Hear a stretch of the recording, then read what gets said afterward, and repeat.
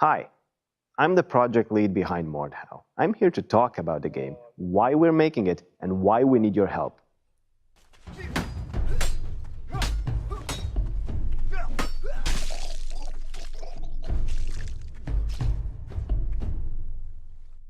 Mordhau is a multiplayer melee game. It's about cool battles and tense moments. The combat is deep and the techniques you can learn are many.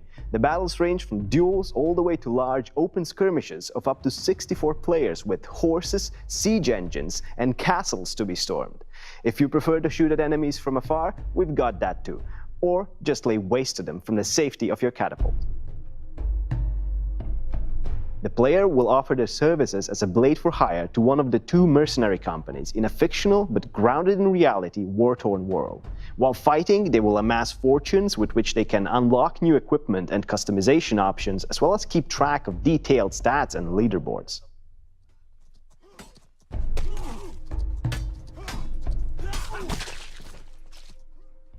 We're a 10-person international team, driven by our passion for melee games and the medieval era.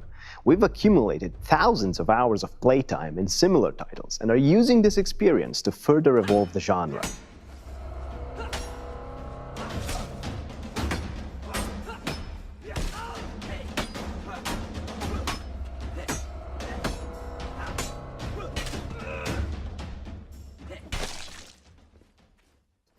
What you see before you is the result of a year and a half of development, cemented by a year of design and prototyping before we even started.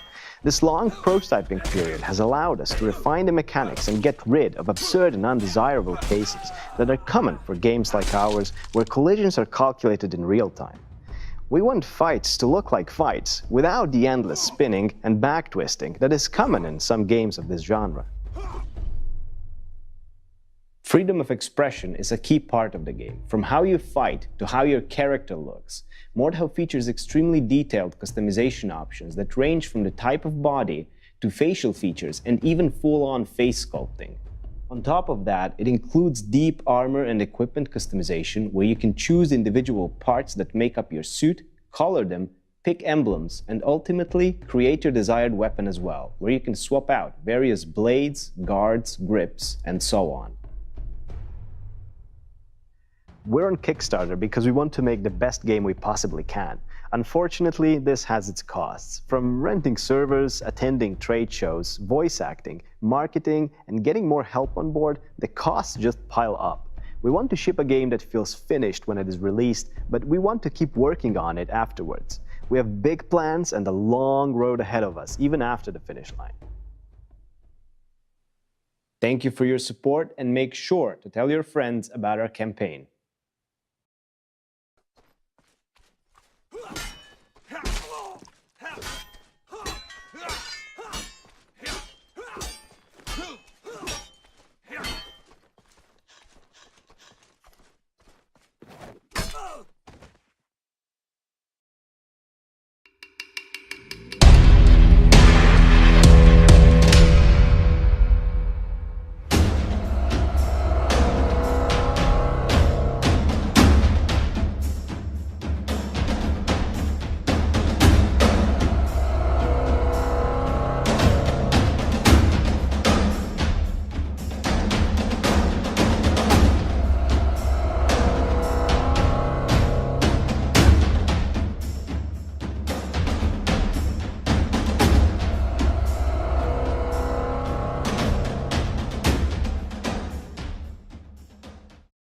In this update, we will be looking at some of the combat mechanics in Mordhau. As a disclaimer, keep in mind that this is pre-alpha footage. Much of the content is subject to change, and all sounds are placeholders that we intend to replace in the final product. The combat is the absolute core of this game. It is something we've prototyped and tested over more than a year to make sure it is designed to encourage fights that look like fights and not ballet auditions. That it is easy to pick up and difficult to master, and that it works smoothly online. The controls are the first step. Since tastes differ, we plan to offer a variety of control schemes that will make those with experience in previous melee games feel at home. In this video, we will be describing the control scheme that we're originally designing for and that feels the most organic. Besides the standard FPS movement controls, with the left mouse button the player can perform a cut. The cut is a good sweeping attack which can also be angled by moving the mouse in the desired direction before pressing the button. This results in cuts from below, above, left or right, or really any angle you want. The scroll wheel performs a thrust. Now, just like the cut, the thrust can also be angled with the mouse. Attacks can be chained into combos, which is especially useful when trying to recover from a miss that would otherwise leave you defenseless. The right mouse button is used to execute a parry. A successful parry must be aimed at the opponent's weapon. Blocking high if the blow is coming from below is not going to work. The second ingredient to a successful parry is timing. The parry only lasts a split second and leaves you exposed after that duration if it failed to block anything. A successful parry will also drain stamina. If you are not careful, you may end up getting disarmed by your opponent if your stamina runs out. After parrying, the defender can perform a riposte, which can then be parried by the enemy in turn.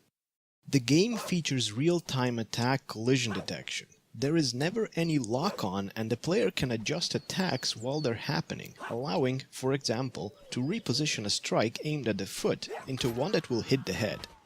What you hit does matter. If the opponent is not wearing a helmet but is otherwise well armored, it is better to strike at the unarmored head.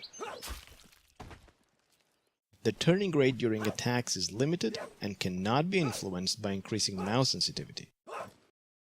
So what happens when two players both attack? Well, if one player manages to land the blow first, the opponent will flinch and fumble their attack, preventing double hits. However, when two attacks that are fully committed touch, they end in a clash. Now from a clash, new attacks can be started by both players if they're quick to act. This leads to extremely fast exchanges that are chaotic because both players act at the same time, trying to squeeze a hit on the other person, but also trying to protect themselves from the opponent's weapon. Attacks can also be used defensively to block an attack. This is called chambering and is very difficult to perform. The defender must mirror the opponent's attack type and angle a fraction of a split second before the opponent's attack lands. This immensely difficult move is rewarded by leading to a very quick attack at the cost of no stamina. If the opponent is quick on his feet, he can either parry the incoming attack or even counter-chamber it. Chamber exchanges can be spiced up through the use of attack morphing, which changes a cut into a thrust or vice versa to throw off the opponent's counter-chamber attempt. There's also a key with which the player can kick. Kicking prevents movement for the duration of the kick. If the kick lands, it will stun the opponent, leaving them wide open and unable to defend themselves against the next attack. To defend against a kick, perform a kick yourself or simply stay out of its range. The player can always cancel their attack before it is fully committed. Cancelling acts like a glue for the mechanics in Mordhau. It can be used both offensively as a feint to bait a parry, or defensively as an attack cancel that can be turned into a parry. It can even be used in chamber exchanges or to recover from a missed attack. Every weapon in the game has an alternate mode of use. A big sword can be gripped further up the blade in what is known as half-swording. Some swords may be flipped around, resulting in a Mordhau grip that can deal more damage to armor. A warhammer has two sides and a poleaxe does as well. A halbert's shaft can be gripped closer to the head to give it more maneuverability. Some smaller weapons can instead be thrown, and if you're on the receiving end of one of these, you can parry them, or if you really want to prove a point, you can bat them away with an attack. But what we really think sets the combat apart is how all those things we've just covered play together. Interaction is at the absolute core of Mordhau. Everything flows into everything. Every action can be combined, cancelled, turned into another, and the possibilities to create your own plays are limitless. But at least now that you've seen some of the mechanics, what can players do with them? Let's take a simple scenario. Imagine two unskilled fighters having a go at each other. It's slow and clumsy, so let's spice things up with some ripostes. And finally, let's swap these parries with chambers. We've gone from a series of slow, clumsy exchanges to an incredibly fast-paced fight. and it's all in the hands of the players. This is precisely what we set out to do with the mechanics, a game where the combat is highly dependent on how the players express themselves. Of course, this game does not only feature melee combat. There is ranged combat such as bows and crossbows, as well as siege engines such as ballista and catapults, and we haven't even talked about shields yet. We will not go in depth about how those work in this video, but we will probably elaborate on these in the future. Finally, before we end the video, it is important to mention some of the feedback regarding combat you've given us since our last video.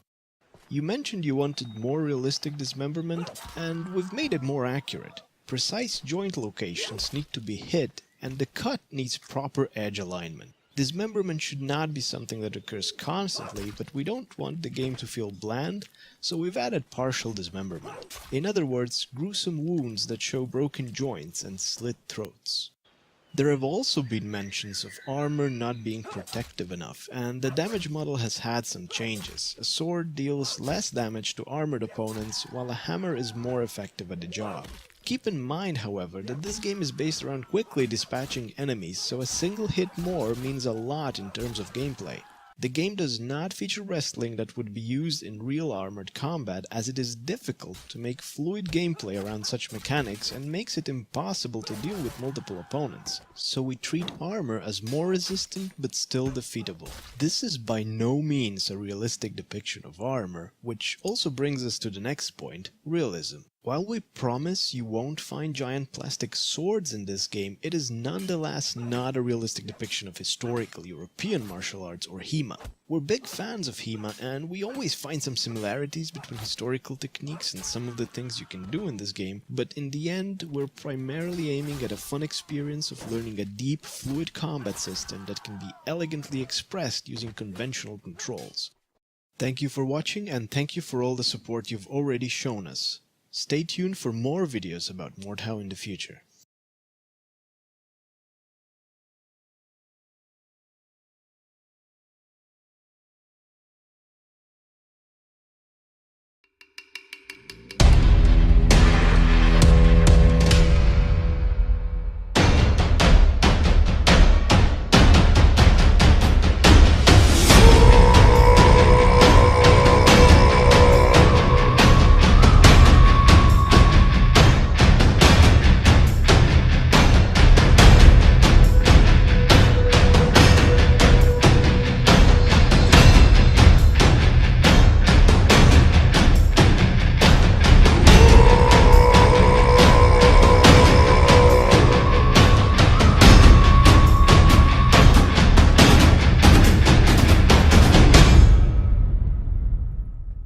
In this devlog update, we're going to take a closer look at some of the customization options in Mordhau. As always, everything that you can see in here is taken from an early state of the game and is subject to change. The library of available customization options is just a fraction of what will be featured in the full game. In our previous devlog videos, we've already established that this game is all about the combat and expressing yourself by employing various playstyles and tactics on the battlefield. So it is only natural for us to also offer a very in-depth customization system to go along with it, allowing you the player to fully immerse yourself into your unique and personal medieval mercenary, whether it be a filthy peasant wielding a spear, an honorable knight in shining armor, or anything in between. In general, the customization is split between three main parts. First, the character, where you customize your physique, voice, facial features and hairstyles. Then your armor, where you build your own gear of choice, and lastly, your equipment and weaponry. The whole customization process starts out with your character. From here you can choose the race, gender, build, hairstyles, facial hair and lots more. However, the real fun starts once you begin sculpting your character's face. Here you have full control over all the different facial details and features. Match the face to your own or sculpt the warrior you always wanted to be.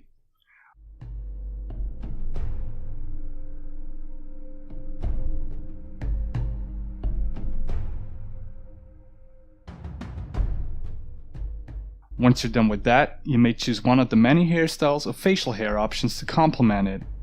Of course, you can also adjust the color of your hair, eyes, and skin to your liking.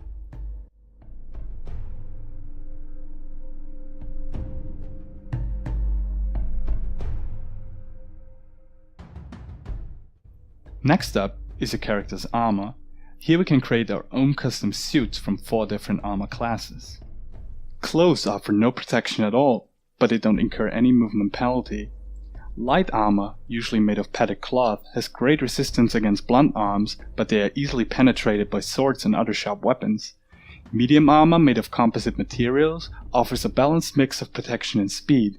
Heavy armor, mostly crafted from big plates, will offer you the greatest protection overall, but leaves you very vulnerable against maces and hammers, as well as weighting you down and impairing your speed.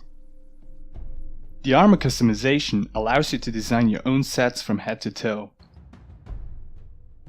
It is divided by 3 areas of your body: the head, upper body and legs, each of which has options for picking armor from any tier you like.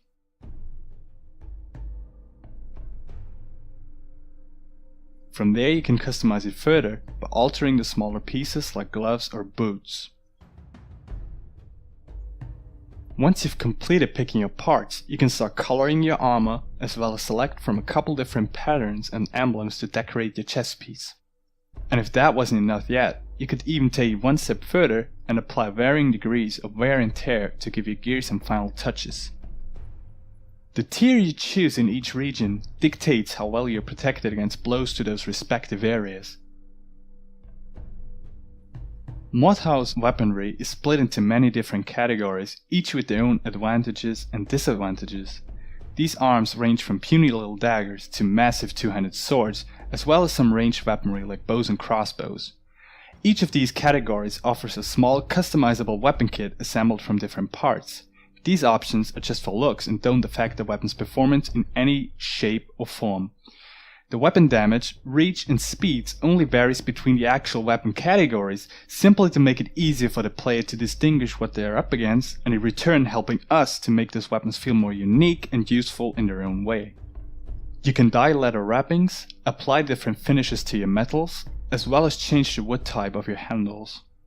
Later on, we will expand each of these categories with more kits in different styles, so for instance, you may be able to build an iconic claymore in the greatsword category. At the time of this video, there's already over 200 possible part combinations across the currently implemented categories, and there's lots more to come. All this customization eventually comes together on your loadouts. Here you will be able to pick your customized armored weaponry, as well as specialize your character via proficiencies. Those unlock additional equipment to aid you on the battlefield and grant you perks for better survivability during fights. We will elaborate more on that in one of our future videos. That about covers the majority of the possible customization in Mordhau. As always, thanks for the great ongoing support, and stay tuned for a Kickstarter campaign later this year.